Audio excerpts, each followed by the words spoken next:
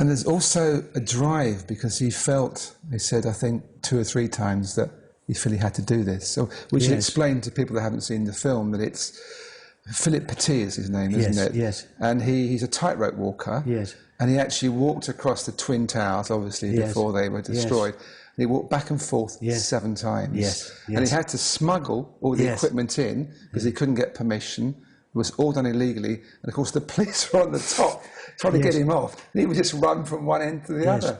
But you're right about the courage, which I believe comes from a French word, meaning a grand heart, a large heart. It was true courage, not an individual being brave, not an individual, but this vast sense of possibilities, fearless, absolute. I mean, could you see what could be a more fearless expression than to walk and then to lie down on this wire across the, utterly fearless. That doesn't come from the sense of being a fragment. It comes from the sense of unlimited, unbounded possibility, that anything is possible. That I also had the feeling that in a way he was being held by the universe. Yes. It was as if he never talked about non-duality or being separate or part of something or anything else, but you just felt that intelligently, he kind of knew that this was something he was expressing on behalf of the universe, and somehow there was no risk. And of course he was also incredibly fit, incredibly well trained. You saw him also training for it, and how he would stand on the wire and see exactly how far he could go before he started to fall. So he knew himself so well too. And there was that beautiful part, one of his accomplices, as he called them, describing now, whatever it is, 30 years later, describing what it was like watching him when he was training. And he said the incredible power of concentration. And then at one stage he said he was like a sphinx. And then it showed a close-up of his face, and you saw the utter impersonality of his deed. He was truly like one of those statues of the Buddha carved in rock, absolutely motionless.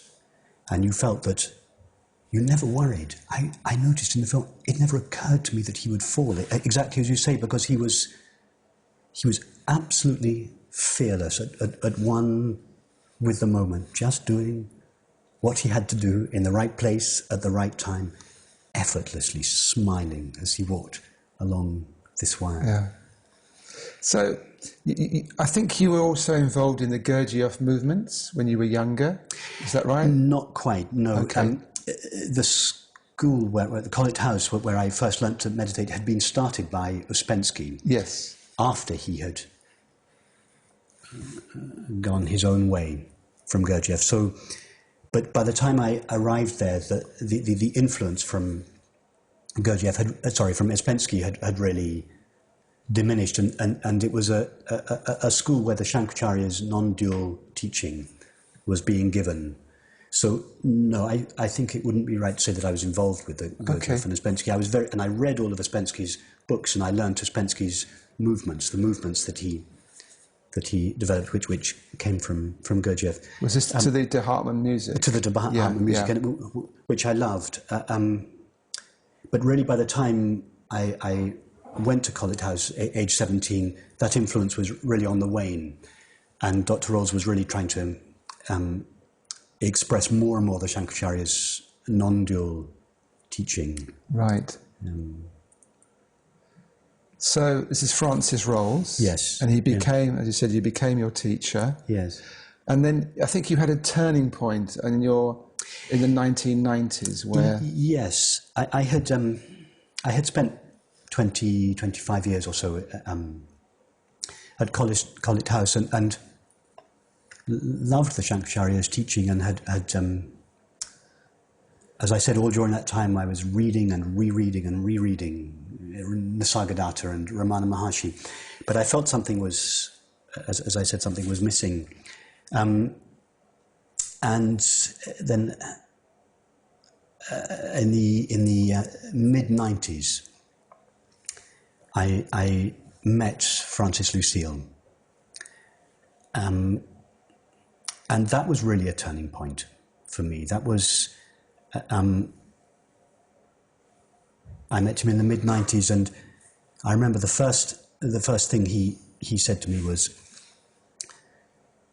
meditation is a universal yes saying to everything. Meditation is a universal yes to everything. Yes. Now that, on the face of it, is the kind of thing that you might hear on the non-dual circuit or read in a book, but at that moment, at that time, something clicked. And I remember the exact moment, feeling, I'm home. I've come home.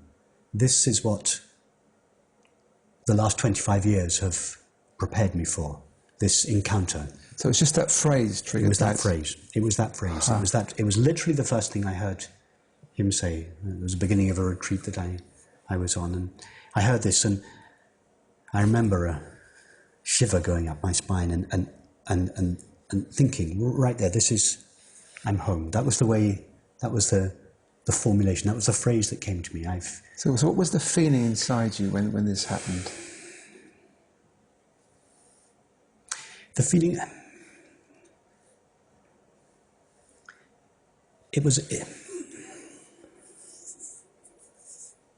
in a sense, I felt that I had made the connection. All these years, I had been looking, I had been searching, I had been practicing, I had been meditating. I was longing to find something. I wanted something. There was always...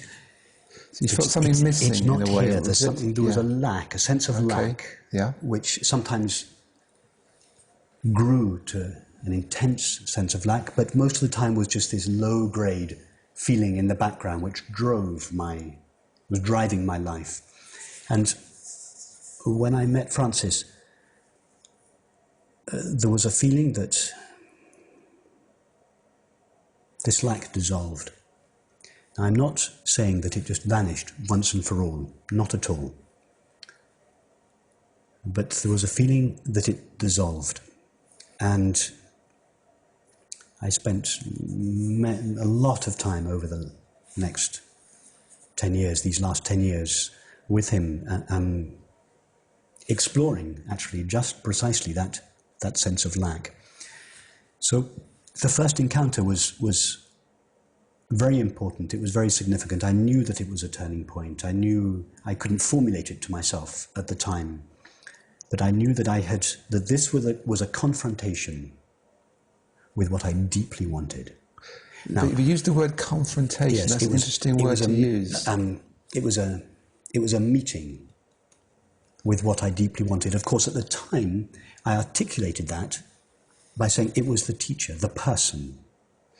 And I realized more and more as time went on that it's not the person, that the true teacher isn't the person, it's presence. But that didn't become obvious to me. It became more and more obvious as time went on that it wasn't the person of the teacher that I encountered that day. It was a recognition of my own nature. It was consciousness, myself recognizing itself.